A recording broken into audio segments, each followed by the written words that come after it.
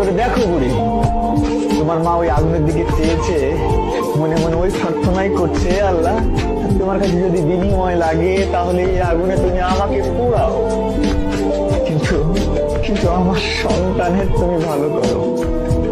আমার সন্তান যেন খুশি থাকে, ভালো থাকে, যে কাজে তারা আছে সেই কাজের জন্য তারা যেন সফলতা পায়। আর তুমি তুমি কি করছো? তুমি এখানে এসে খুবই আরামে আরামে দিন পার করছো গো।